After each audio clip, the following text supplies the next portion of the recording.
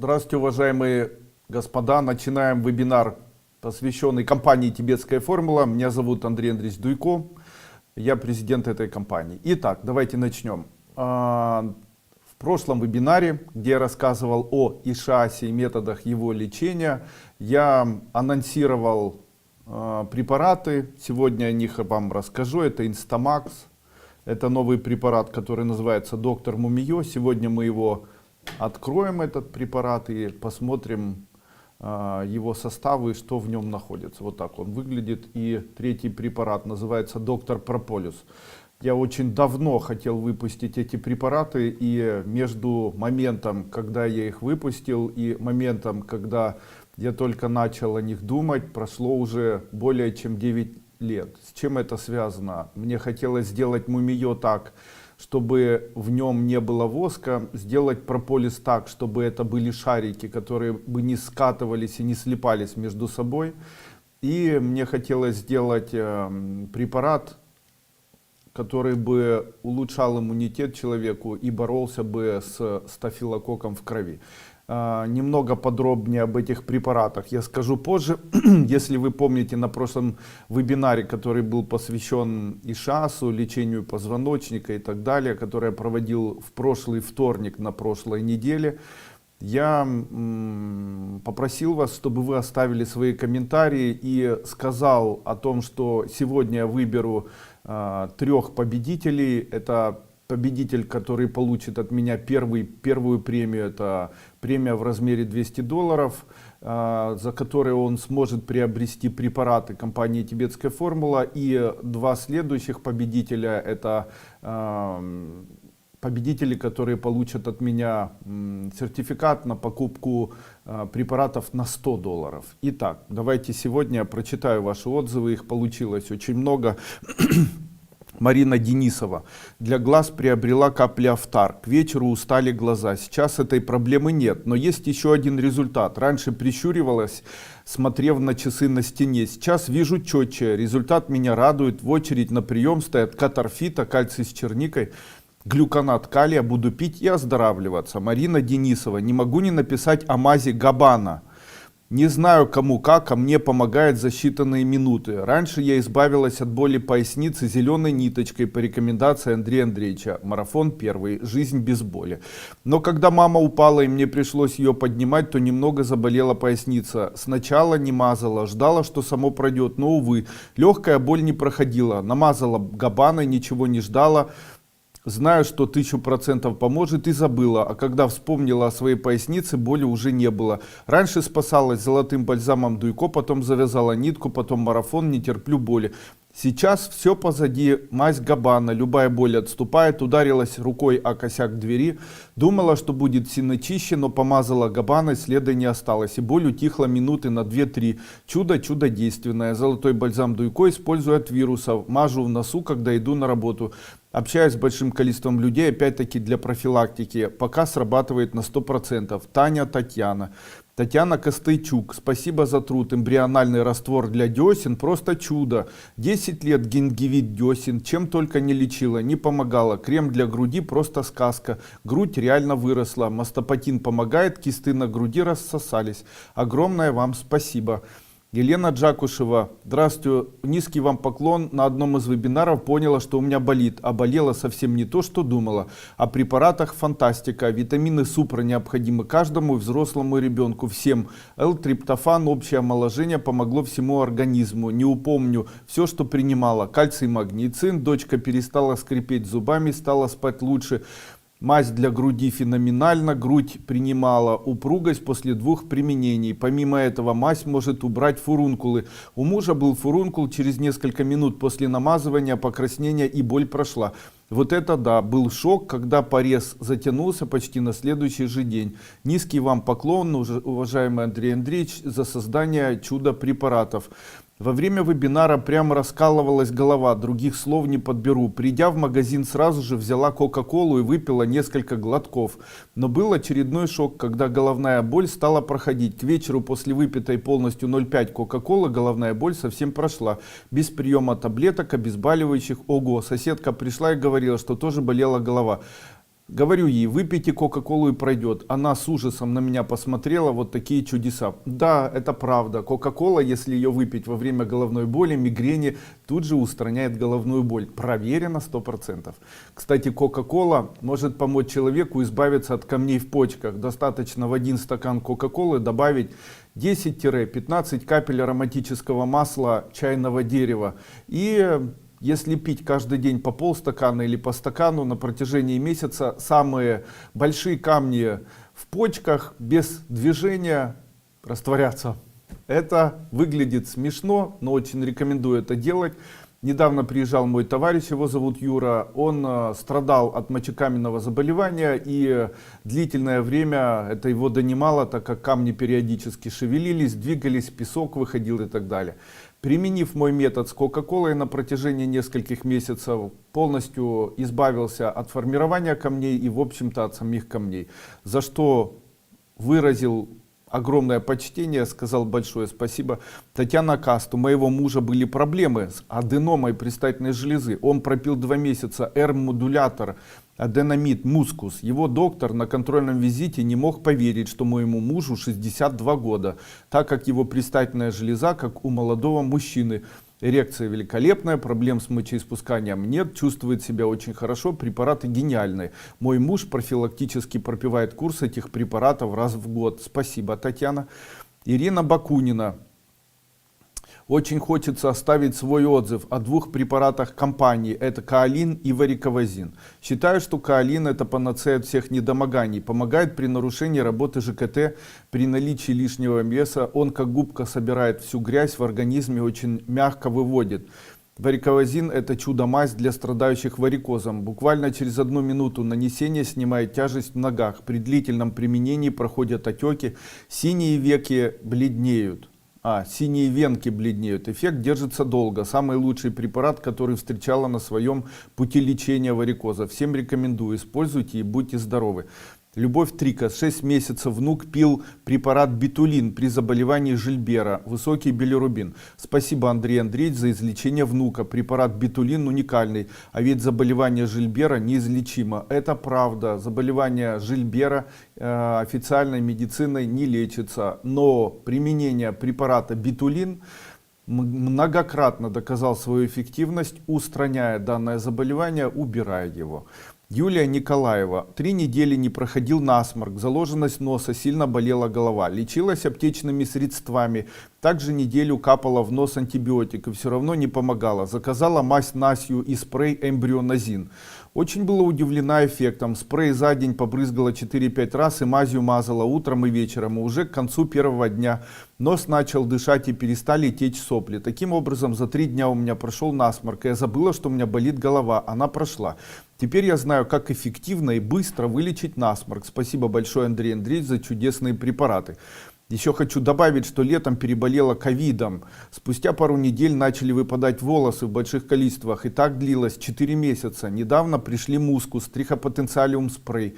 Сразу стала после мытья головы брызгать спрей и мускус накладывать примочки на кожу. Так делала неделю, уже заметно меньше выпадает волос. Очень рада, что эффект появился, так как уже стала бояться остаться без волос. Спасибо, спрей Артрамин. Хорошо обезболивает. Болит колено, брызнула пару раз, дала высохнуть и даже не надеялась на результат. Мне помогло. Да, так и есть. Обезболивающий эффект имеет спрей Артрамин. Артраминовый спрей – уникальное средство, которое действует как анальгезирующее вещество, подобно новокаину, но без введения подкожно. Великолепный спрей, который поможет и ребенку, и взрослому избавиться от боли. От ушиба и заканчивая болью тройничного нерва, при ишиасе, мощнейшее анальгезирующее действие имеет данный спрей. При этом никаких побочных эффектов на организм не имеет. Татьяна Каст. У моей мамы были огромные проблемы с суставами, коленями, бедрами, костями на больших пальцах ног. В возрасте 45 лет она ходила с палочкой, не могла подниматься по лестнице и опять на правом боку, плюс повышенное давление, с которым она смирилась, так как доктора твердили, что возрастное ничем с этим уже сделать нельзя. Она пропила курс от остеопороза, схему лечения которого я нашла на официальном сайте.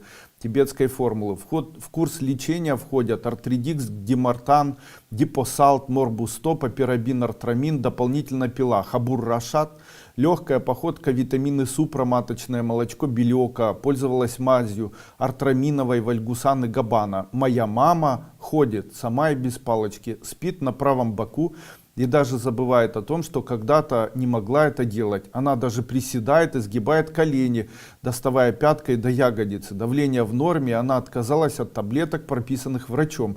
Еще 1,5 года назад все это было невозможно только благодаря Андрею Андреевичу и тибетской формуле.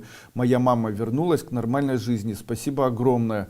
Спасибо. Мария Денисова в этом вебинаре задала вопрос о битулине, так как пила его до еды во время и после. Пью 70 дней. На каком-то вебинаре Андрей Андреевич сказал, что хорошо было бы пропить битулин 6 месяцев. Иду на результат.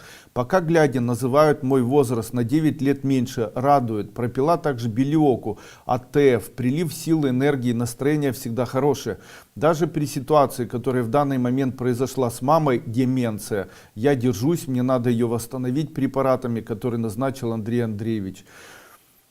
Наталья Мельничук. О, здравствуйте, Наташа, я вас помню. Хочу поделитись з вами улюбленными препаратами. Давайте буду переводить сразу. Мой любимый препарат это Life Energy. В нем есть все необходимые витамины, чтобы быть здоровым и чувствовать себя энергично. Пила его, когда была беременная. Чувствовала себя прекрасно, анализы были всегда идеальные. Во время беременности, что очень удивляло врачей в роддоме, уровень железа был в норме, и такое бывает нечасто, и у большинства пациентов после родов анемия. Также хочу похвастаться кокосовым кремом, у кого сухая кожа и не только, это просто нереальное увлажнение кожи. Сколько бы ни нанес крема, его на себе не ощущаешь, а запах просто невероятно вкусный. Ваши мужчины оценят на 100%. Следующий любимый препарат из косметики, который я пробовал в ТФ, это нежная пенка для умывания. Подойдет, я думаю, для особого типа кожи, так как увлажняет, если есть сухость, и забирает жирный блеск. И супер очищает. После него кожа очень мягкая, и тон кожи выравнивается за неделю от его использования. Можно, конечно, сделать фото до и после. Тональный крем уже не хочется использовать часто. Не каждый дорогой крем может дать такой эффект, а это пенка для умывания, поверьте на слово женщине, которая пробовала много способов, и даже теперь не нужно смывать отдельно от макияжа, так как он не сильный и так далее. Этот список препаратов можно продолжить, но это мои топ-3 для всех девушек без увеличения и преувеличения. Очень рекомендую. Извините, написано на украинском, переводился.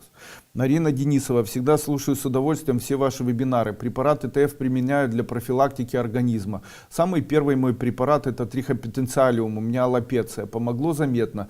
Потом пропила витамины для волос Максидерил. Результатом довольна. Трихопотенциалиум также быстро помог убрать прыщ и фурункул. За несколько часов исчез на глазах. Пропила уралис манкулит и избавилась на 100% от артроза коленного сустава. Что помогло? Все вместе. ТФ и АА. Чудеса.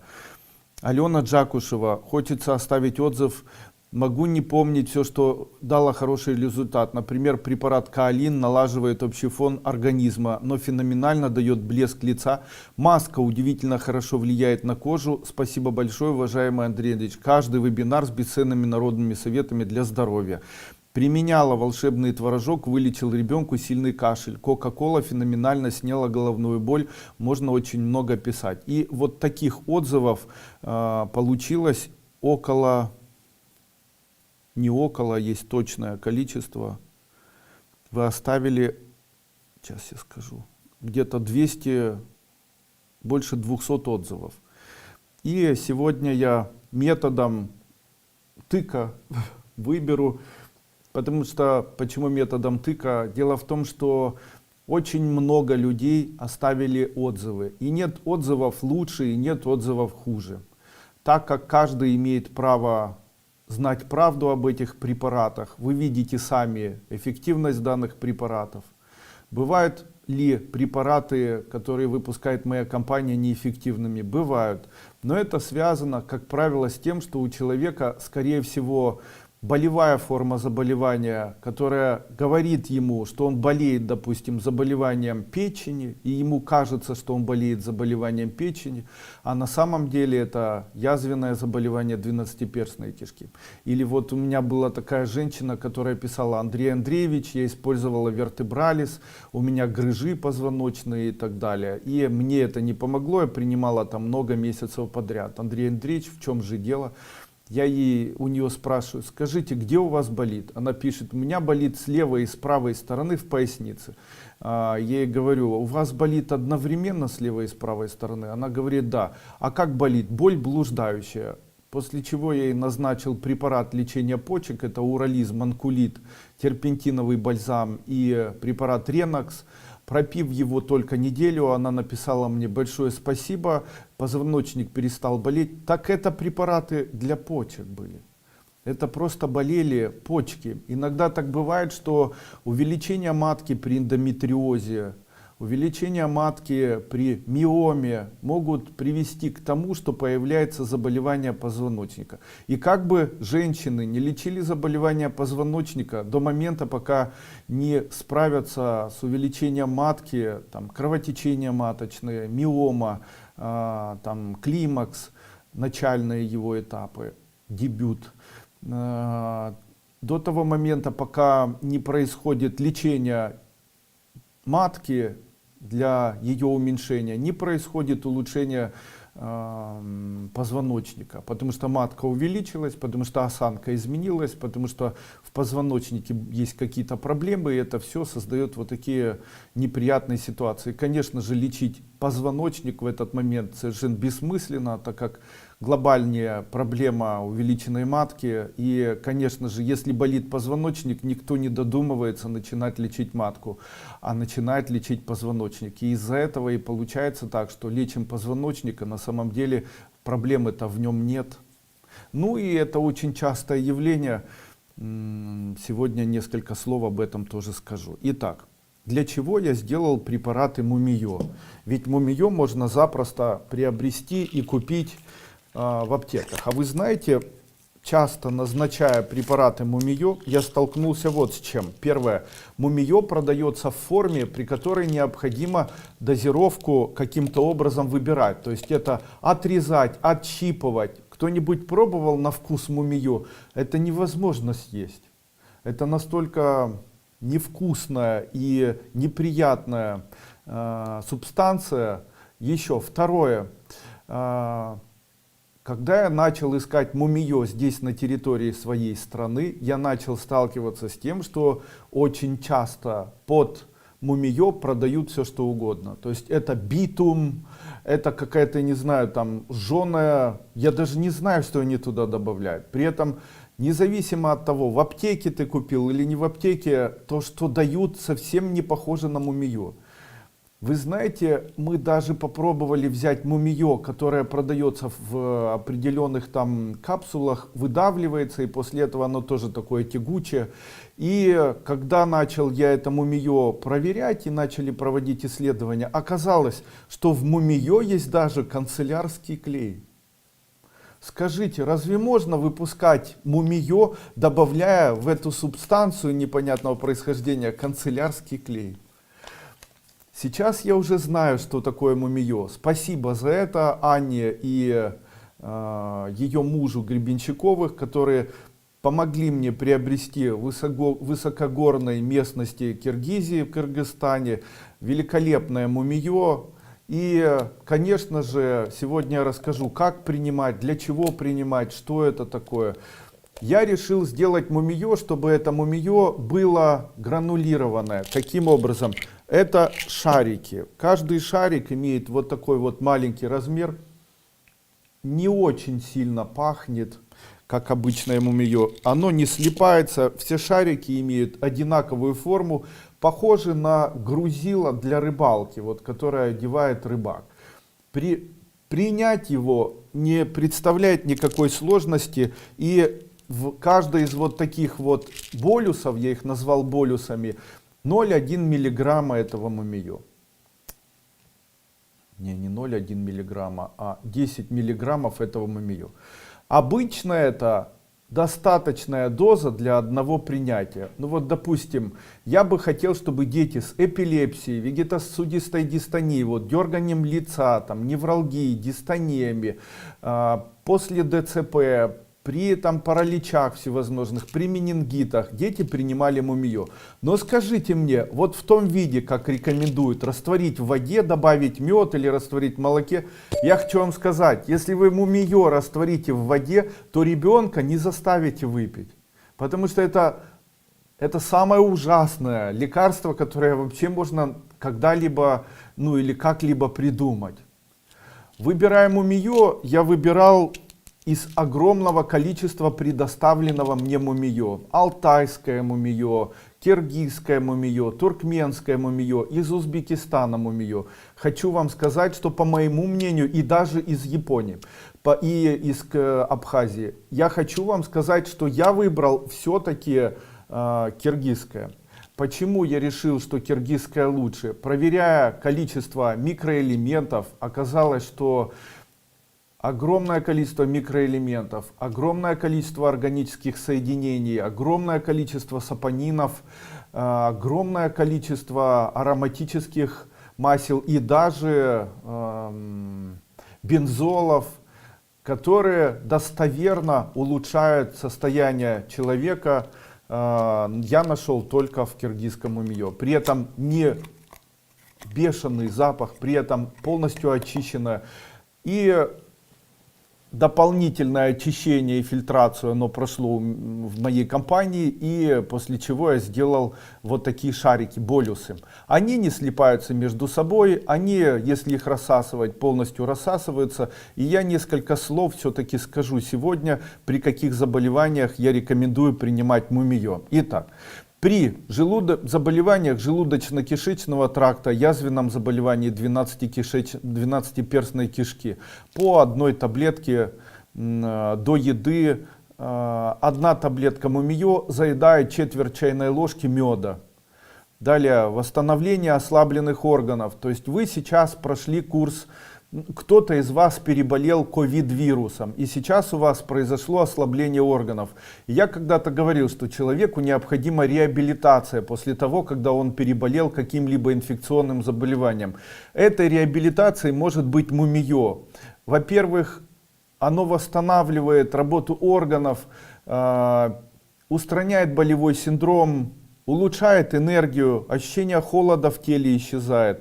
Дальше, я считаю, что мумиё является фактическим эликсиром молодости. Если взять таблетку мумиё и ее размочить с водой или с молоком, еще лучше, ну или со слюной, что еще лучше, или с белком куриного яйца, и нанести на абсцесс, который иногда может появляться, то это одно из лучших лекарств при лечении абсцесса. Считаю, что мумиё можно назначать детям и взрослым при аллергии. Можно назначать при отеке квинки. Очень часто человек не может назначить, при отеке квинки нельзя принимать БАДов никаких. И, конечно же, может помочь самое обычное мумиё, одно из самых лучших средств, и рецепт проверенный. У детей часто бывает, увеличиваются миндалины, появляется белый налет в миндалинах, вызывая неприятный запах во рту. Рекомендую мумиё принимать при малокровии, беременным рекомендую принимать, при апоплексии, далее при ревматоидном артрите, при полиартрите, при аутоиммунных заболеваниях, васкулит. При астме, при сердечной недостаточности, при сердечной астме, при детской астме, при неработающем кишечнике, при неработающих почках, почечной недостаточности, когда волосы между собой скручиваются, их нельзя расчесать. Дальше, при тиреотоксикозе, заболеваниях аутоиммунный тиреодит. Дальше при заболеваниях цистит, при базедовой болезни, при гипер- и гипотиреозе. при любых заболеваниях крови, при хроническом бронхите, при перенесенном ковид-вирусе, при бронхите у детей, при вегетоневрозе, при невротических состояниях, при психозах, венозной недостаточности, артериосклероза, при воспалении почек и при воспалении слизистой оболочки рта и слизистой оболочки десен, при гингивите, при воспалении верхних дыхательных путей, при воспалении мышечной ткани, миозите, остеохондрозе, заболеваниях почек, при хронической мигрени, при головной боли, при головокружениях, хронических головокружениях,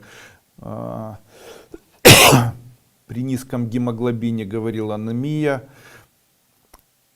как сопутствующее при лечении псориаза, при гипервозбудимости детям одну таблетку давать 2 раза в день, при нервозности и бессоннице, при катаракте одно из лучших средств использовать мумиё, при глаукоме, считаю, что препараты мумиё прямо невероятно мощное воздействие имеют при лечении глаукомы и катаракты. При глиоме, нейробластоме, при глухоте, при заболеваниях воспалительных процессов ран каких-нибудь открытых, гниения ран, при тромбофлебите, варикозном расширении вен, при грибковых заболеваниях кожах, микозов, при отрубевидном лишае можно разжевать, наложить и выпить одну таблетку вниз, при грибковых заболеваниях стопы, при грибковых заболеваниях ногтей. При грибковых заболеваниях половых органов можно 1 болюс растворить в воде, он легко растворяется, провести спринцевание. При гриппе первое средство, при опухолях молочной железы, при нейродермите, детских диатезах, экземах, при депрессии, при кровотечении десен, при сахарном диабете 1 и 2 типа. Одним словом, препарат от всех заболеваний. Конечно же, почему люди его не принимают? Дело в том, что, еще раз хочу сказать, принимать его невозможно, оно очень неприятное. Обычно советуют еще рассасывать. Так вот, мой препарат сделан так, чтобы его не нужно было рассасывать. Для того, чтобы почувствовать, я вам обещаю, выпив вот такую 1 баночку мумиё, вы на протяжении года больше не заболеете никаким вирусным заболеванием. Также такие заболевания, которые у вас имеют хроническую форму, боязнь холода, холодовая аллергия, остеохондрозы всевозможных форм, какие-нибудь заболевания, там пониженный иммунитет, иммунная депрессия или иммунный дефицит. Рекомендую всем и каждому принимать по 1 таблетке. 1 месяц принимаете, можно несколько месяцев не принимать. В начальных стадиях любых опухолей, опухоль груди, опухоль щитовидной железы, миомы матки, рекомендую во всех случаях применять мумиё. Мумиё — это вещество, которое лечит 143 заболевания. Конечно же, рассказывать об этом препарате можно бесконечно долго, но самое важное — это качество данного препарата. Так вот, качество данного препарата я гарантирую, выпуская его в компании «Тибетская формула». Доктор Мумиё, болюсы от компании «Тибетская формула» имеют вид шарикообразных вот таких вот таблеточек.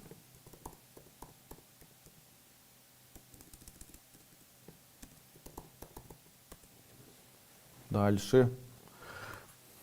И второй препарат называется болюсы доктор Прополюс. Почему болюсы? Это шарики. Болюсы — это таблетки, сделанные в виде шариков. Эти шарики имеют очень приятный запах прополюса. Очищенный прополюс, без воска практически. Вот такой вот шарик, в нем тоже 10 миллиграммов. Все имеют разный цвет, сделаны из разного прополюса. Прополюс предварительно очищен, смешан с какао-маслом и выкатан в виде вот таких болюсов, которые я рекомендую тоже принимать.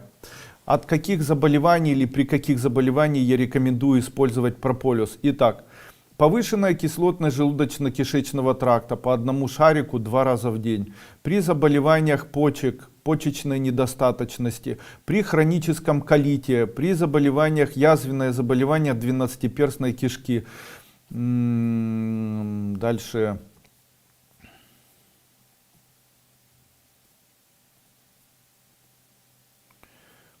При гастритах, при гастрорефлюксе, при боли в желудке, боли с правой стороны, как средство, которое повышает иммунитет. При зубной боли приложить вот такой шарик к месту боли зуба, при гингивитах,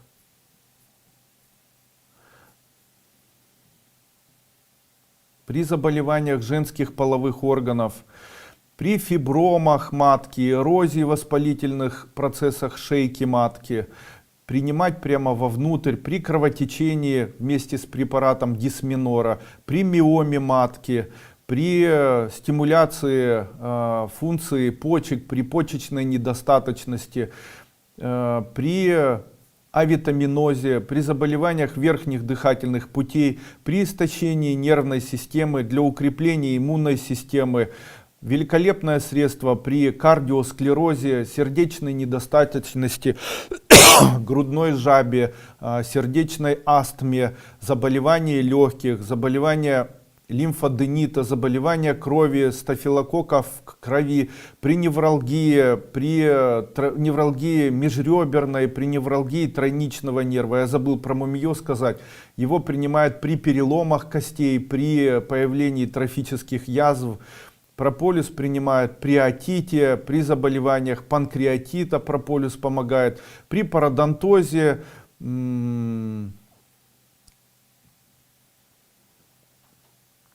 при заболеваниях предстательной железы, при стенокардии, тахикардии, заболеваниях спинного мозга прополис применяют при заболеваниях спинного мозга, это грыжи, листоз, протрузии дисков. Забыл о мумиё сказать, о том, что мумиё является еще и мощным средством при лечении остеопороза, при переломе костей, а прополис является мощнейшим средством лечения легких, особенно во время туберкулеза, далее тугоухость, потеря слуха, фарингит, трахеит, при менингите, при экземе, при псориазе, при мокнущей экземе на голове, при всех заболеваниях, связанных с желудочно-кишечным трактом. Таким образом, могу сказать, что теперь использование прополиса может быть легким и доступным для человека. При этом такой прополис очищенный можно принимать любому человеку, включая ребенка. Это совершенно безопасно, совершенно не появляется аллерген на прополис, так как он предварительно очищен. Прополис очищен от непрополисных компонентов, от пчелиного воска и так далее. Великолепный получился препарат, очень рекомендую всем людям, которые за традиционную медицину. Сейчас выберем победителя, одну секунду. И выберем победителя, а после этого я отвечу, вернее расскажу о препарате Instamax. Итак, давайте выберем победителя. Итак, я вот так полистаю страницу вверх, вниз и ткну. Итак, первый приз получает у нас Людмила Дружинина. Спасибо за советы, Пила Energy Life и так далее. Второй приз получает Светлана Ширина. Я сейчас себе запишу. Светлана Ширина.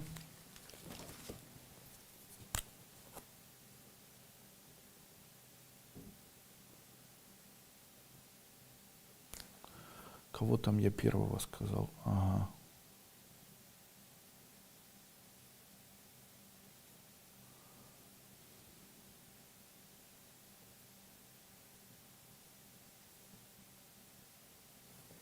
Первый Людмила Дружинина. Дружинина. Второй приз Светлана Ширина.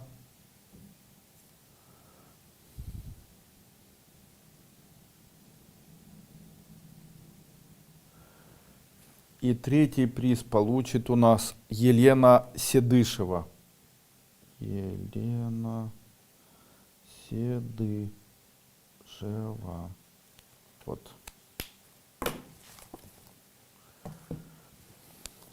А всем остальным огромное спасибо. Арда Евкеева, Валентина Воловик, Ольга Барышникова, Юлия Гуртовенко, Евгений Белоконь и так далее. Очень много выбрал вот так, просто ткнув. Независимо от того, хороший или плохой отзыв, это отзыв ваш, вы имеете право выигрывать. Ну и вот так вот получились у нас люди, которые выиграли. Значит, им повезло. Итак, Шолпан. Мазь антитроф — это супер мазь. Нанесла на мокнущую, долгоиграющую болячку, которые не брали медпрепараты. К утру явно подсохла, зажила за 2 дня. До этого несколько недель не могли справиться. Так и есть. Мазь антитроф, она великолепно уменьшает трофические язвы. Рекомендую использовать даже при гангрене ноги. Мгновенно убирает огонь в ноге. Кожа становится светлой и так далее. Мазь уникальна тем еще, что в ней используется особое вещество. Это вещество, сделанное из эмбриональных клеток куриных яиц. Надежда Николаенко. Подскажите способ, метод лечения. Дочь на 6-м месяце беременности, обострился геморрой. Как ей помочь? Доктор написал местное лечение. Новых ступеней кожи нашла нужный код. Возьмите сало обычное свиное, шпик, после чего это сало порежьте маленькими кусочками и присолите солью экстра. Положите это все на окно, и пусть оно на окне подсохнет. Каждый день утром и вечером пусть ставит такой маленький кусочек, вернее вводит маленький кусочек вот такого сала ректально. Сразу же после того, когда введет, будет ощущение такое, как будто боль прошла. На протяжении дня, после каждой дефекации, пусть вытирает, не моет, а вытирает влажной салфеткой с эвкалиптом или ментолом. Также после каждой дефекации смазывает вьетнамской звездочкой. Если это делать на протяжении недели, через неделю уже геморроидальных узлов не будет. Также, если врач вам назначит какие-либо препараты для лечения геморроя, ни в коем случае их не принимайте. При лечении геморроя беременным я рекомендую использовать небольшое количество слабительных препаратов. Из слабительных препаратов самые простые — это настойка шиповника, холосас, да, называется. То есть можно приготовить вот такую вот болтушку.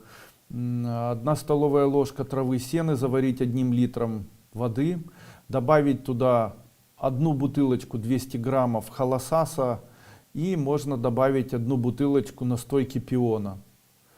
И использовать по столовой ложке 1 раз в день, 2 раза в день, как бы мягкое слабительное вещество. Ну, можно использовать просто шиповник и все.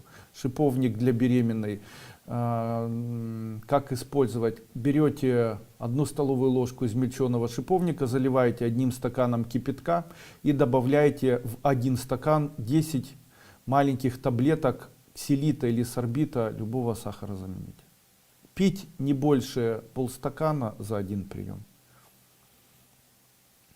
Ольга Благодатских. Если на МРТ обнаружены грыжи и протрузии, а также есть пилонефрит, как определить первопричину? Первопричина — пилонефрит.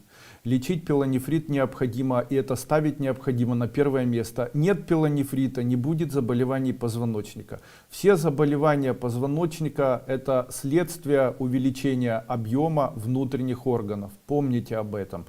Если органы внутренние привести в порядок, то пилонефриты, вернее, то грыжи и всевозможные заболевания исчезают. Так, при заболеваниях сахарный диабет 2 типа появляются грыжи поясничного крестцового отдела. При миомах При заболеваниях пилонефрит появляются грыжи, протрузии и листозы в центральной части грудного отдела, в нижней части в верхней части поясничного отдела. При заболеваниях узловой зоб очень часто будет появляться заболевание остеохондроз правой лопатки, левой лопатки, будет часто проявляться, как бы продувать будет мышечную ткань, будет появляться миозит. При заболеваниях легких очень частым явлением, или заболевание гипертония, очень часто появляется заболевание позвоночника грудного отдела. При заболеваниях матки появляется заболевание нижней части позвоночника и так далее. Необходимо на это все обращать внимание. Вот так. Поэтому вначале необходимо внутренние органы лечить, обращать на них внимание. В вашем случае, если есть заболевание почек, то на первое место необходимо ставить лечение заболевания почек. Какие это препараты? Это препарат Ренокс, Ревилака, Урализ, Манкулит.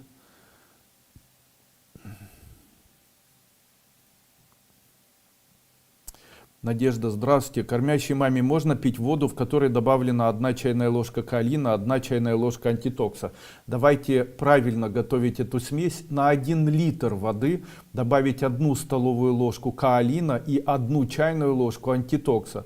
Взбалтывая вот такую водичку, можно пить 1-2 стакана беременной женщины. Это совершенно безопасно. Что это даст? Снизит кислотность желудочно-кишечного тракта, улучшит работу кишечника, улучшит перистальтику кишечника, дефекацию. Далее проведет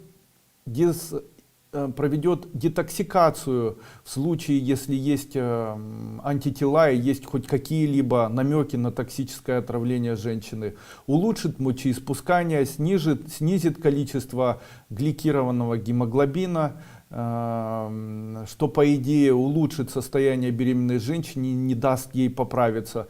Антитокс в свою очередь имеет в составе кремний. Кремний полезен для формирования ребенка, так как в составе зубов, волос, в составе костной ткани, миелиновой оболочки, нервной ткани находится прежде всего кремний содержащий продукт. Людмила Пескун, Андрей Андреевич, помогите, от переохлаждения очень часто бегаю по маленькому, больно, низу, энуретин, цистонорм пропила. Сейчас у меня повышенный гемоглобин, приливы, что попить СТФ или какие антибиотики? Антибиотик норфлоксацин и метронидазол для вас, Людмила. Норфлоксацин 1 таблетка 1 раз в день, метронидазол 1 таблетка 1 раз в день. Также все вот эти 3 препарата начинайте принимать. Болюсы. Один утром, вернее, болюс и прополюс, болюс и мумиё по 1 таблетке 3 раза в день. И думая о вас, Людмила Пескун, и вспоминая вас часто, я мечтал просто создать препарат, который будет иметь ярко выраженное противовоспалительное действие. Я этот препарат создал. Я считаю этот препарат революционным. Это препарат, который имеет название Instamax. Данный препарат — это революция в области ревматологии, по моему мнению. Данный препарат, он, по моему мнению, может убрать у человека полностью заболевания, которые лечатся гормонально. То есть это васкулит, заболевания ревматоидный, артрит, полиартрит, любые заболевания, связанные с ревматоидными заболеваниями. Вообще хочу сказать, что данный препарат, помимо прочего, очень быстро и очень ярко выраженно имеет противовоспалительное действие, работает во много раз лучше, чем диклофенак. Ну так нельзя говорить, я себя компрометирую. Создан он из яиц, которые лежали в инкубаторе определенное количество времени. Отдельно белок и желток были высушены лиофильно, после чего в определенной пропорции между собой смешаны, и была четко выработана правильная терапевтическая доза, которая учитывается в данном препарате. Данный препарат — это капсулы. Вот вы спрашивали когда-то, Андрей Андреевич, есть ли какой-нибудь препарат, который может помочь при заболеваниях коронавирус? Вот он. Вот он, этот препарат. Трипетин и Инстамакс. Я считаю, что данный препарат при любых заболеваниях является одним из самых лучших средств при лечении воспалительных хронических заболеваний и так далее. Чем бы вы ни болели, знайте, этот препарат для вас будет просто находкой, это просто чудо. Ударились, воспаление, соя высокая, там онкология, все что угодно, противовоспалительное действие будет иметь вот этот препарат. Людмиле Пескун принимать препараты норфлоксацин и метронидазол по одной таблетке 2 раза в день и принимать их на протяжении 7 дней. И потом со мной связаться. Людмила. Сыну 31 год, с 20 лет началось сильное выделение слюны. Проверили ЖКТ. Нет, это с мозгом связано, все нормально. Затем стал жаловаться на тревогу. Да, это у него нейротоксин какой-то. Психотерапевт выписал гидозепам, через время замкнулся, ни с кем не общается, не работает, сидит дома, общается только по интернету с ребятами. А если у него что-то спрошу, ему не нравится мой вопрос, он начинает плакать навзрыд, как ребенок, очень громко кричит, еще очень нервничает, если я быстро разговариваю или что-то быстро делаю, тороплю. Писали на личный Facebook, вы не ответили, что можете назначить сыну правильные медпрепараты. Назначьте, пожалуйста, низкий поклон за знания.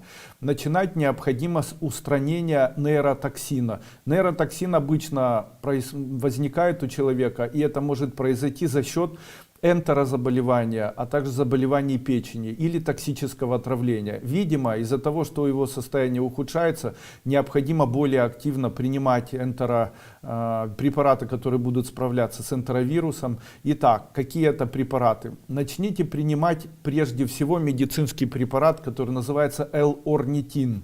L-орнитин. Принимайте его по одной таблетке 3 раза в день. Кстати, скорее всего, после Нового года мы выпустим свой L-орнитин, и он у нас будет в виде БАДа вместе с L-аспарагиновой кислотой.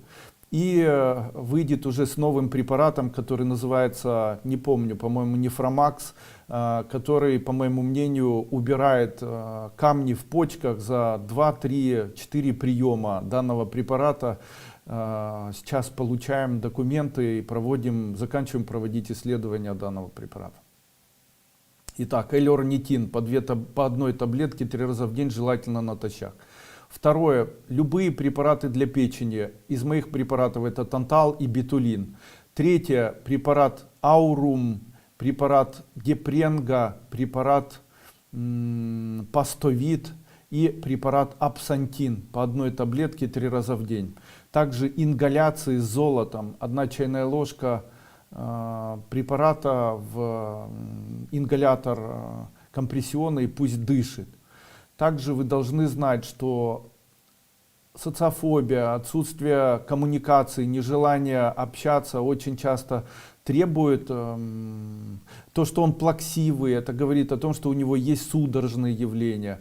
Давайте попробуем, давайте ему еще мумию, пусть принимает мумию, так как в случае, если у него судорожная или вегетососудистые какие-то первопричины болезней, то этот препарат сможет ему в этом помочь. Давайте еще по 1 болюсу 2 раза в день. Наталья Николаевна. Здравствуйте, Андрей Андреевич. Подскажите, мужу 39 лет, детей нет. В детстве перенес паротит. Спермограмма показывает малоподвижность сперматозоидов. Можно ли препаратами ТФ вылечить данную проблему? Можно. Поможет 2 препарата. Это мускус по 1 чайной ложке 3 раза в день и препарат Красный дракон, Каредракон. Тоже по 1-2 таблетки 3 раза в день. И еще Эмбрио Плюс по 1 таблетке 1-2 раза в день. Вы посоветовали ингаляции с эмбриональным эликсиром, но операторы сообщили, что он уже не выпускается. Чем его можно заменить? Да, действительно, мы убрали эмбриональный эликсир. Вы можете заменить ингаляции на ингаляции с лангином. 1/4 чайной ложки лангина в камеру ингалятора с добавлением воды или физраствора. Делать ингаляции помогут справиться с ангинами, заболеваниями вирусного характера, улучшить иммунитет. Невероятное бессилие, отрыжка, нехватка кислорода. Что можно принимать? Первое, отрыжка является следствием панкреатита. Необходимо начинать принимать панкресорб. Второй препарат Эмбрио Плюс и третий Бактомакс. А еще хорошо метеофан. Нехватка кислорода, это может быть увеличивается поджелудочная железа, надавливает на диафрагму. Также это может быть следствием повышенной глюкозы в крови. Первое, полностью уберите глюкозу из рациона питания. Второе, измерьте свое артериальное давление. Какое должно быть у человека артериальное давление? Допустимые нормы такие: 120 на 130 на 70-80. Если ваше давление 130 на 80, 120 на 80, 120 на 70, 130 на 70, это у вас нормальное давление, не стоит обращать на это внимание. Но в случае, если у вас 137 на 85, 140, 150, 160, 170 и выше, это говорит о том, что у вас есть проблемы, связанные с повышающимся артериальным давлением. Первые признаки высокого артериального давления — это покраснение щек, это ощущение, будто не хватает воздуха. Первые признаки сахарного диабета первого и второго типа: задышка, отдышка, ощущение жжения, изжога, ощущение, что не хватает воды, все время хочется пить. Это все связано с повышением глюкозы в крови. Посмотрите мой семинар, который называется «Инсулинорезистентность». Найдите этот семинар в YouTube и постарайтесь следовать всем моим рекомендациям, которые я даю. При повышенном давлении, при высоком артериальном давлении на первое место необходимо поставить лечение себя, как самое важное значение, обращая на почки. Как правило, в большинстве своем все заболевания гипертонии связаны с развитием хронической почечной недостаточности. Да, почки могут иметь нормальную форму, да, там не будет никаких камней, там ничего, все будет хорошо. Но там есть солевой диатез. При солевом диатезе увеличивается креатинин, креатинин, увеличивая, дает отек человеку, отек в свою очередь провоцирует уменьшение сосудов и мелких капилляров, что увеличивает объем сердца, объем сердечной системы, что фактически приводит к увеличению артериального давления. Да, можно сказать, что успокоительные препараты помогают первое время, а если не помогают? Очень часто так бывает, что ни успокоительные, ни мочегонные препараты не помогают человеку справиться с артериальным давлением, как правило. Что в этом случае я бы хотел порекомендовать? Друзья мои, уважаемые господа, лечите почки. С каких препаратов необходимо принимать? Принимайте Инстамакс, новый препарат, принимайте Ренокс, Ревелаку, Депосалт, Урализ, Манкулит. Принимайте препарат совместно с заболеваниями почек, принимайте препараты для поджелудочной железы, глюконорм, для того, чтобы снизить вес, для того, чтобы убрать заболевание сахарный диабет второго типа. Положите сейчас руки себе на живот. Посмотрите, есть ли у вас складка, нажмите руками, если у вас складка размером, не умещающаяся в вашу ладонь, или умещается и полностью закрывает вашу ладонь, и вы можете этой складкой пошевелить. Ставьте тире и пишите: «Я болею сахарным диабетом второго типа». К врачам можете не ходить. Я утверждаю, что вы болеете данным заболеванием. В случае, если у вас... В случае, если у вас есть такое заболевание, знайте, со временем у вас появятся следующие симптомы. Начнет подниматься артериальное давление, появятся заболевания коленей, начнут появляться заболевания артрит, артроз, пиелонефрит, начнут появляться заболевания мочеполовой системы, появится, периодически будет возникать цистит, появится заболевание позвоночника и так далее. Это все за одышка, сердечная астма.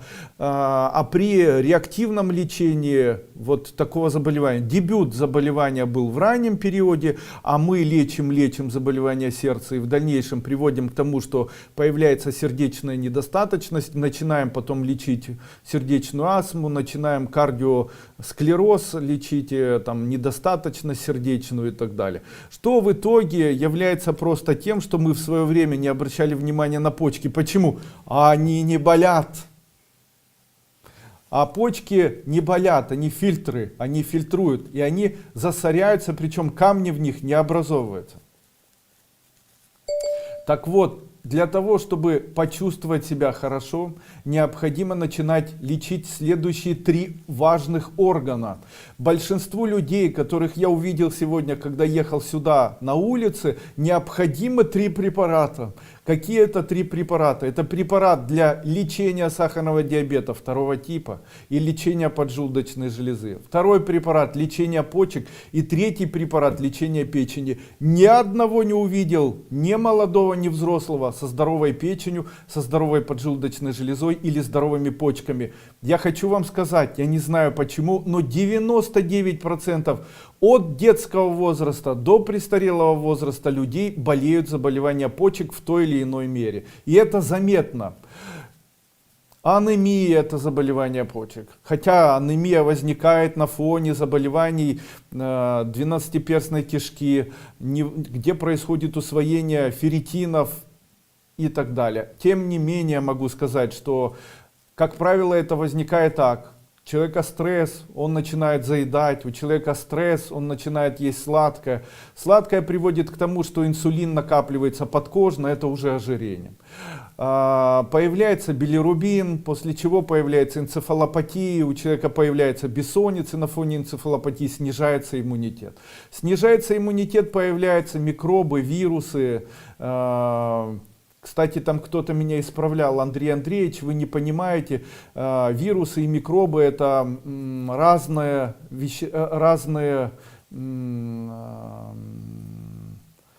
микроорганизмы. Друзья мои, микробы и вирусы — это одно и то же. Микробы и вирусы — это микроорганизмы размером от 0,1 нанометра. Но есть уже и большие. Почитайте: вирусы, микробы. Очень рекомендую сайт, называется «Справочник МСД». Там все написано. Почитайте, что это такое, какие они бывают. Я хочу вам сказать, что вирусы, которыми болеем мы сейчас, эти вирусы могут приводить к тому, чтобы у человека появлялись онкологические заболевания. Какие? Любые. От заболеваний матки, онкологических заболеваний матки, яичников, до заболеваний мозга, там огромное количество заболеваний, которые вызываются вирусами. Сколько их? 115 видов вирусов диагностируется, а больше 300 не диагностируется. Поэтому можно сказать, что мы болеем ли мы всеми? Да, конечно. Мы однозначно ими всеми болеем. А кто может справиться с ними? Какие таблетки помогут? Друзья мои, могут помочь только укрепление иммунитета и возможность человеческого организма самому справиться. А мы вот этим всем помогаем. Трио. Вот это трио — это улучшение иммунитета. Прополис, Мумиё и Инстамакс. Вот они, эти спасители человечества в наше последнее время.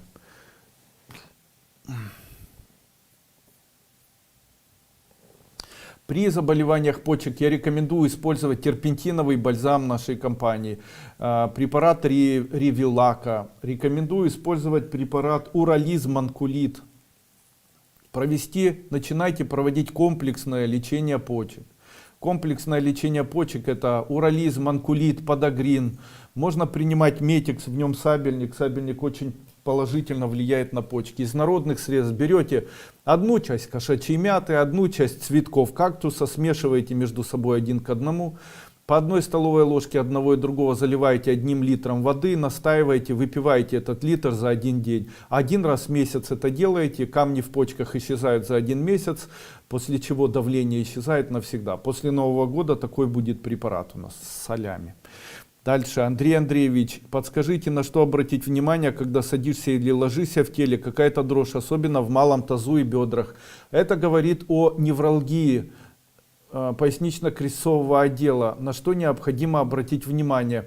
Необходимо обратить внимание на пояснично-крестцовый отдел. Что необходимо делать? Растирайте его мазью Габбана и мазью Золотой бальзам. Также Дуйко. Также используйте препарат Вертебралис и стальные кости. Такой есть у нас. Мицни, крепкие кости. Для заказа новых препаратов обращайтесь к операторам сайта. Как с ними можно связаться? Связаться с ними можно следующим образом. Прямо внизу в правом углу написано «Консультант ТФ». Нажимайте на эту кнопку, где вы можете нажать на любой из вот этих этикеток, которые здесь изображены. Рекомендую использовать обратный звонок. Связывайтесь с вами оператором, легче всего работать, если вы им звоните. Надежда, периодически выписываю препараты. Facebook вам писали письмо в фотографии сына, у него пальцы, барабанные палочки. Вы мне ответили, что у него выровняется. Прошу вас порекомендовать продукцию ТФ.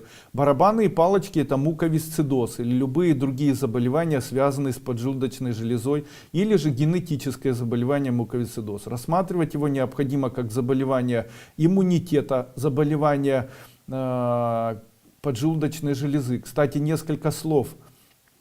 А вы знаете, что вирусы способны дуплицироваться, используя нашу, собственно, клетку. И очень часто, если мамочка болеет каким-либо вирусом, то это может привести к искажению генома ребенка в момент вынашивания его мамой. И потом ребенок может родиться с вот такими проблемами, допустим, проблемами муковисцидоз, или проблемами генетическими заболеваниями. И в этом не виноват никто. Не виноваты ни родственники, никто, скорее всего, не болел, это никакие не сбои хромосомов. Я думаю, что это все имеет вирусную, как ни странно, природу. Далее, можно ли помочь такому человеку? Конечно, можно. Какими препаратами? Препаратами иммунного действия, которые необходимо принимать долго. Первый препарат — это галит, пусть принимает по одной таблетке 3 раза в день, желательно натощак. Второй препарат — демилон, принимать по одной таблетке 3 раза в день. Далее инстамакс по одной таблетке 3 раза в день. Болюс и мумио по одной таблетке 3 раза в день. Таким образом, используя 2-3 месяца препараты, ребенок, сколько бы ему лет не было, придет, скорее всего, в нормальное состояние, чтобы не было у него большого количества мокроты, чтобы не было заболеваний поджелудочной железы. Но диагностически все же рекомендовал бы пройти исследование на наличие заболевания муковисцидоз, чтобы определить форму муковисцидоза и в дальнейшем проводить терапию и лечение уже помогающее не болеть таким заболеванием, или исключить его. Галина, уважаемый Андрей Андреевич, большая киста в печени, вы назначили трибетин, танталбитулин. Нужно ли делать перерыв после приема месяц? Нет. Как долго необходимо принимать? 3-4 месяца необходимо принимать данный препарат. Я бы назначил вам еще гипофит. Ольга Теленик, скажите, пожалуйста, при онкологии инстамакс можно добавить к комплексу других препаратов? Да. И мумио можно добавить. Тубис Екатерина, здрасте. Зиля Новозилова. Здравствуйте, помогите, на селезенка киста 5 см, на шее слева увеличенный лимфоузел и вены на шее воспалены и увеличены. Спасибо. Прежде всего, если у вас есть где-то увеличенные узлы, обратитесь обязательно к онкологу. Это первое, что необходимо сделать. Пусть врач выяснит, проведет гистологическое исследование, возьмет биопсию или проведет биопсию, сделает гистологические исследования для того, чтобы исключить вероятность заболевания страшными заболеваниями. Второе, если вы это уже сделали и вам врач сказал, что это доброкачественное новообразование, принимайте мои препараты Инстамакс, Миомакс, Метикс. Принимайте препарат Диа по 1 капле, по 10 капель на ложку молока перед сном. Смазывайте препаратом Диа места опухолей. Для селезенки используйте препарат Сплен Лав по 2 таблетки 3 раза в день.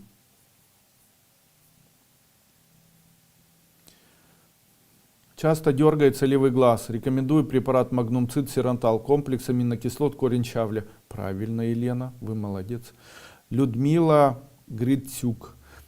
Скажите, при лечении узлов на щитовидке, кроме ваших целебных препаратов, чем можно лечить? Глина, желтая нитка. Можно одеть желтую нитку, также смачивать с мочой глину, желательно белую, и прикладывать к щитовидной железе. Также поможет вам настой липы. Берется липовый цвет, заливается водкой, настаивается 10-15 дней в темном месте, пьется 1 столовая ложка на стакан воды, выпивается по 1 стакану 2-3 раза в день. Также еще может помочь народный способ, это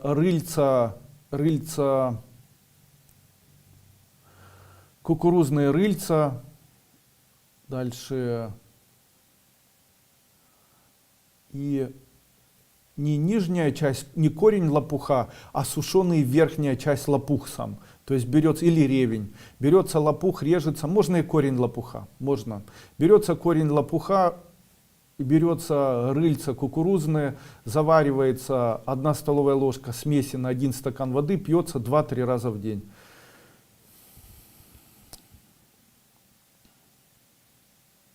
Золотой бальзам стал менять консистенцию, как его принимать?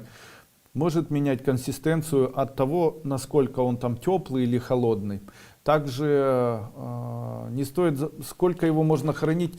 Данный бальзам сделан на основе пчелиного воска, натурального причем, поэтому и все действующие вещества в нем минерального происхождения, органическим является только пчелиный яд, поэтому можно смело его использовать, совершенно не портится. В пчелином воске ничего не портится. Можно растопить, еще раз его слить, и не будет портиться. Здравствуйте, Андрей Андреевич, подскажите, если камни в желчном пузыре и киста в печени, то какие препараты принимать? Принимайте ликолила и лунглин по 1 таблетке 3 раза в день. Терпентиновый бальзам 1 столовая ложка на стакан воды 1 раз в день. На протяжении дня обязательно пейте оливковое масло по чайной ложке, сверху наливая его на стакан холодной воды 2 или даже 3 раза в день. Если размешали мумиё в воде, а через некоторое время появился осадок и вода стали светлой, это плохое мумиё? Да, мумиё не выпадает в осадок. Я писала вам, но ситуация изменилась. У меня было уплотнение под мышкой, а на днях заметила в той же груди уплотнение. Беспокоюсь, что это, принимаю изотон как мазь, делаю солевые примочки. Подскажите, пожалуйста, что поможет СТФ? Уважаемая госпожа Наталья М., я очень советую вам прежде всего обязательно обратиться к маммологу. Сделайте это срочно. На всякий случай, любые уплотнения в груди у женщины любого возраста требуют осмотр маммолога, это необходимо ставить на первое место. В случае, если маммолог исключит появление, или не даст вам направления к осмотру онколога, то тогда можно махнуть на это рукой и дальше заниматься лечением мастопатии. В случае, если это онкологическое заболевание, то никак моими препаратами вы это заболевание вылечить не сможете. Заболевания груди, маммологические заболевания груди не стоит лечить препаратами, так как само заболевание может развиваться настолько быстро и настолько реактивно, что препараты не помогут. Дело в том, что препараты помогают хорошо, но медленно. А онкологическое заболевание — это обычно заболевание, имеющее агрессивную природу, которое очень агрессивно и быстро развивается и может повлечь за собой большое количество проблем. Извините, если я не оправдал ваших надежд. Как правильно хранить мази ТФ, золотой бальзам, вертебралис и другие? Специальных условий для хранения данных мазей нет никаких. Вы можете эти мази хранить в теплом и холодном месте. Не обязательно их даже не нужно хранить в холодильнике, они должны просто храниться на полке. Данные мази не прогоркают, срока годности не имеют, хранить их можно бесконечное количество. Золотой бальзам, в нем находится вещество камфора, которая является мощнейшим консервантом. В габане находится вещество сера и лизоцим, которое является мощным консервантом, поэтому можно хранить даже в открытом виде, они не портятся, правда в открытом просто засыхают. У меня диагностировали саркоидоз легких. Можно ли излечить данное заболевание, если доставка препарата в Беларусь? Я, к сожалению, сейчас не могу сказать, если доставка в Беларусь. Из Украины в Беларусь нет доставки, но есть доставка из России в Беларусь. А мы из России отправляем препараты в Беларусь, так как у нас есть склад. В Российской Федерации официально зарегистрированная компания. Именно поэтому можно отправить вам следующие препараты. Это Демилон, Туберсол, дальше канцерамидин, ингаляции с канцерамидином и Мумиё.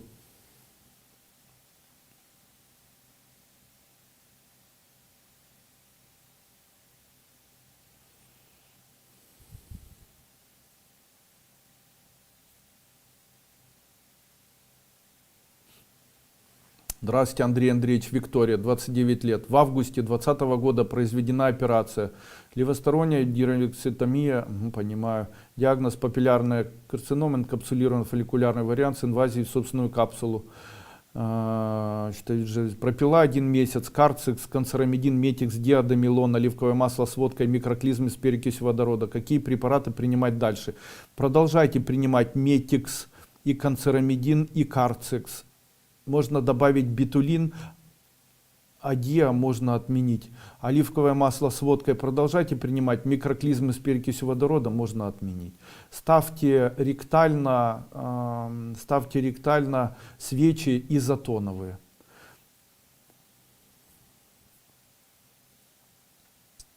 Дальше. Андрей Андреевич, спасибо за рецепт яйцо в уксусе. Ноги восстановила за 2 недели. Вернулась розовость и перестали слоиться. Ура! Поздравляю вас.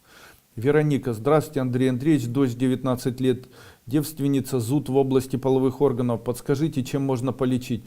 Такой зуд у девушек и у мужчин очень часто является следствием сахарного диабета.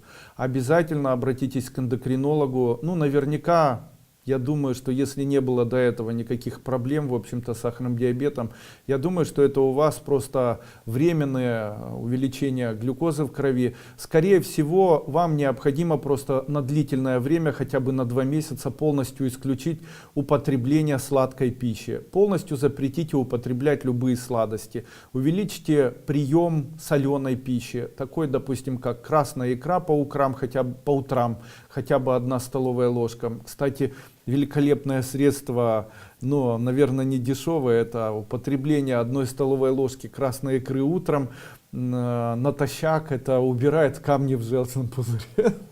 Я правду говорю, это проверено. Из наших препаратов гликоцитрохромин и, скорее всего, глюконорм для дочери, у которой вот такой зуд. Марина, что можно сделать быстро от заложенности носоглотки? Препаратов ваших нет под рукой, а хочется быстро восстановиться. Ингалятора тоже нет. Ампицилин вам поможет. Покупайте в аптеке ампицилин и принимайте по 1 таблетке 2 раза в день. Температура 38, снизилась 36. Сбила аспирином, срочно надо. Смазывала носовые пазухи золотым бальзамом. Что еще можно? Можно приготовить дома следующий препарат. Возьмите яйца, варите их 2 часа куриные. После чего достаньте желток этих куриных яиц, измельчите на терке, положите этот желток на сковороду. Жарьте его на протяжении 15-30 минут. После чего, добавь на маленьком огне, после чего добавьте 1 столовую, сколько яиц? 6-7. Добавьте полстакана оливкового масла, закипятите, погасите. После остывания отцедите через марлю или отцедите через колгот чистый, допустим. После этого жидкость эту закапываете себе в левую и в правую ноздрю, делаете это 2-3 раза в день. Сегодня закапывайте, завтра до вечера насморка уже не будет. Также можно принимать данную жидкость по 1/4 чайной ложки 1-2 раза в день, это уберет любое вирусное заболевание. Можно ли вылечить хронический бронхит и хронический гастроуденит? Продукты ТФ сколько по времени пить? Можно вылечить и одно, и другое. Хронический бронхит препаратом бронхоспатин, демилон и туберсол. А хронический гастроуденит препаратом Мумиё, препаратом антитокс, препаратом здоровый желудок. Тем самым Также утром овсяная каша и на протяжении дня обязательно 1-2 перепелиных яиц, желательно перед употреблением пищи. Очень хорошее средство. Если долго человек болеет, у него хронический гастродуоденит, перепелиные яйца могут помочь, если их принимать каждый раз перед приемом пищи, но хотя бы по 3 штучки, как бы смешивая с голодной слюной. Сразу же исчезнет запах изо рта, улучшится перистальтика кишечника, общее состояние во много раз улучшится.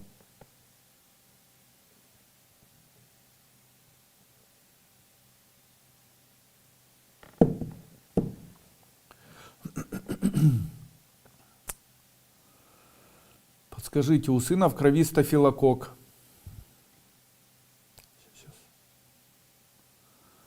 У сына в крови стафилококк. Как можно вылечить сына 26 лет? У него сколиоз. Вы рассказывали в прошлый раз о лечении детей от сколиоза. А парня 26 лет можно вылечить сколиоз. Спасибо за ответ. Да, можно вылечить сколиоз такими же методами, как я рассказывал, с применением каолина, антитокса и так далее. Также в случае, если в крови есть стафилококк, его необходимо убирать. Какими препаратами? Как раз теми, о которых я сегодня говорил. Инстамакс, гемартан, прополюс, мумиё. Используйте данные препараты. С сегодняшнего дня вы их можете приобрести, скорее всего, уже и на нашем сайте. Пока их нет, и их можно заказать исключительно через операторов нашего сайта. Но данные препараты будут ехать сейчас с Украины. Поэтому, если вы находитесь, допустим, в Беларуси, то, наверное, вы их не сможете получить. Но если в России, то сможете. То есть мы отправляем это через Укрпочту, через другие какие-то элементы отправки, там DHL или еще какими-либо почтовыми отправителями. Обычно это доезжает, в общем-то, все быстро. Сейчас данных препаратов на складе российских складах, европейских нет, но мы можем вам эти препараты отправлять с украинского склада. Обычно это доходит на 3-4 дня, просто дольше идет.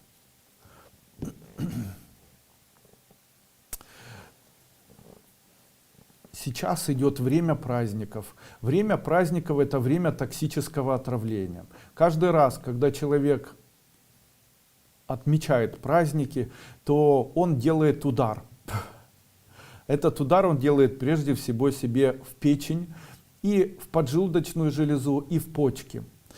Я сейчас вижу, насколько люди поражены какими-то заболеваниями, не знаю, общее ухудшение экологии, общее ухудшение продуктов питания, возможно, общее ухудшение, не знаю, там, психического состояния, перенесенные, наверное, там ковид-вирусы и так далее, привело огромное количество людей к тому, что они имеют сейчас обострение, какое почечное, проявляются циститы. Дальше печеночное, проявляются гастродуодениты, появляется запор или наоборот диарея. Дальше поджелудочные железы, ожирение, усталость, бессонница, отсутствие сил. Это все лечится препаратами панкрисорб или глюконорм, препаратом Ренокс и препаратом Тантал. Поддержите свой организм перед праздниками. Также не забудьте, что во время любого отравления вам необходимы сорбенты для того, чтобы провести детоксикацию организма. Самый простой сорбент, который поможет вам, это сорбент нашей компании Антитокс. Он водорастворимый, пить его несложно.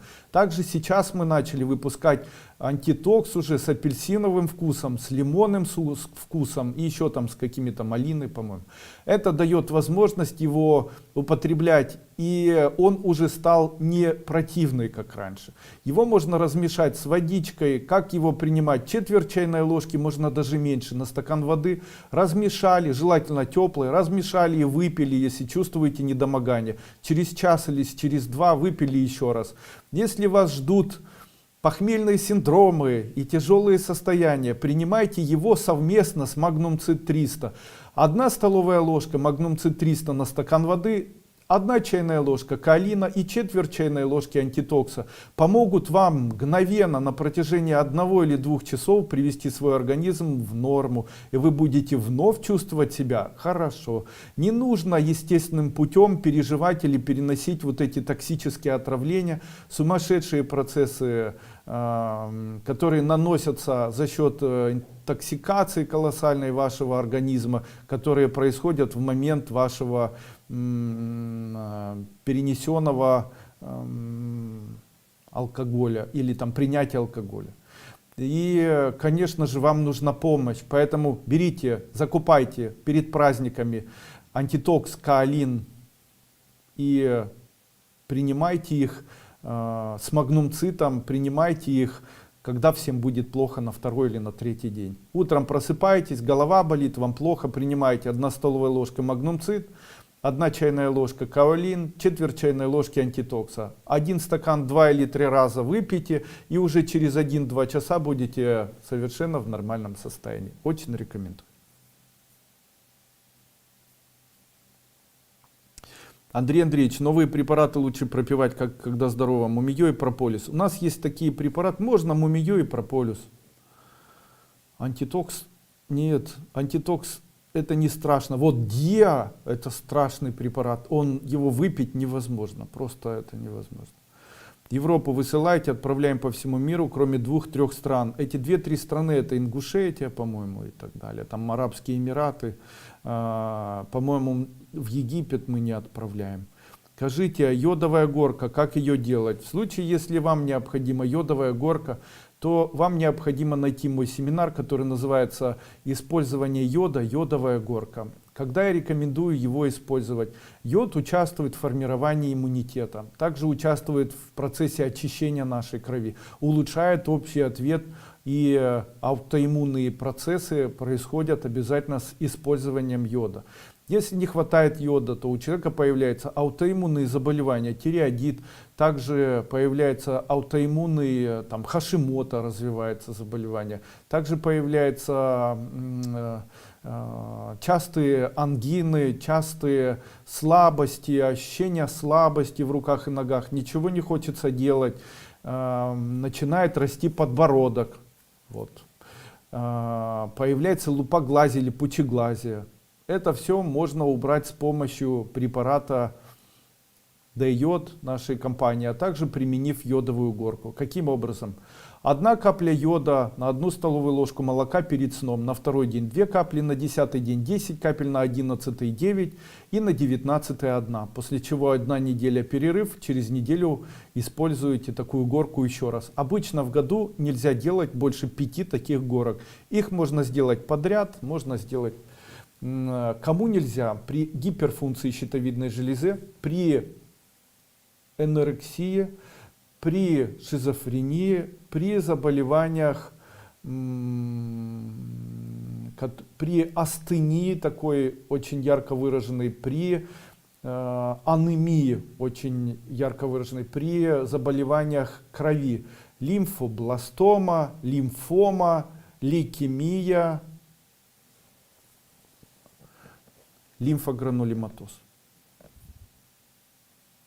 Кристина.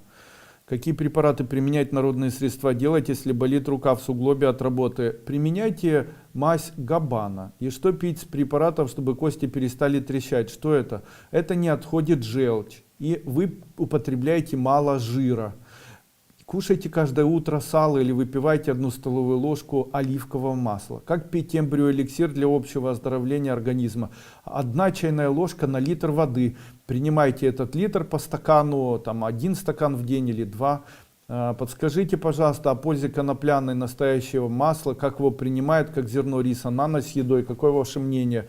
Я рекомендую употреблять масло конопляное, но я не могу сказать, что оно лучше всех остальных.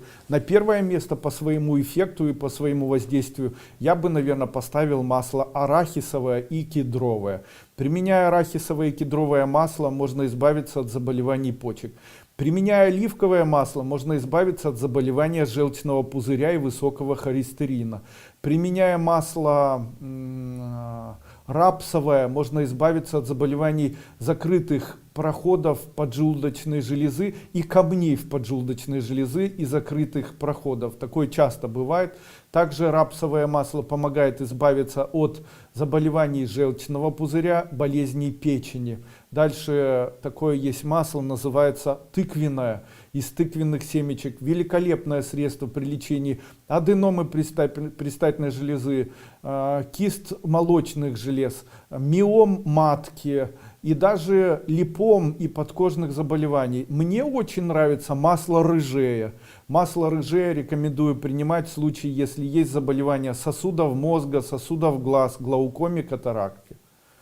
Вот так. А конопляное, ну, я знаю, есть исследования по сквалену и использование масла амаранта при лечении онкологических заболеваний и использование вещества, которое находится в конопляном масле, тоже, по-моему, сквалена, которое помогает избавиться от онкологических новообразований. Именно поэтому такое масло, наверное, я бы рекомендовал при любых новообразованиях, доброкачественных и злокачественных в нашем теле. Как определить, необходимо вам масло или нет? Возьмите ушную серу из своего уха. Если она очень сухая, это говорит о том, что вам не хватает в рационе жиров. В случае, если она жидкая, вязкообразная, то все в порядке, вам жиры не нужны. Андрей Андреевич, как облегчить токсикоз? 6 недель, подготовиться к вакуум, ой, бедненькая, аспирации, бедненькая. Поможет вам рис. Отварите рис, пусть он настоится, отварите его, и после чего принимайте его. Добавьте потом, когда будете варить, добавьте 1 столовую ложку масла. Ну, лучше оливкового. После чего, когда оно сварится, так хорошо его сварите, принимайте его на протяжении дня по столовой ложке 2, 3, 4 раза. Это в случае, если у вас нет диареи. Что вы посоветуете из ваших препаратов из народной, если большое высыпание мелких папиллом, красных точек вокруг шеи? Заваривайте траву железняк, пейте ее 1 столовая ложка на стакан воды, по стакану 3 раза в день. Смазывайте вот эти папилломы, которые есть по телу, либо изотоном, а еще лучше моей мазью Диа. Смазывайте вот этим Диа раствором, и все папилломы подпадают, в том числе и родинки. Какие препараты посоветовать для лечения поджелудочной железы? Панкрисорб, глюконорм, гликоцитрохромин. Рекомендую при лечении поджелудочной железы. Бактамакс.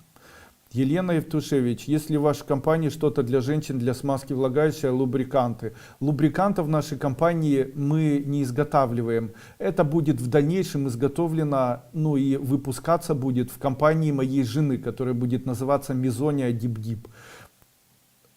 На следующий год мы планируем где-то ближе к марту не выпустить, а запустить программу с косметикой и связанная в том числе и с женской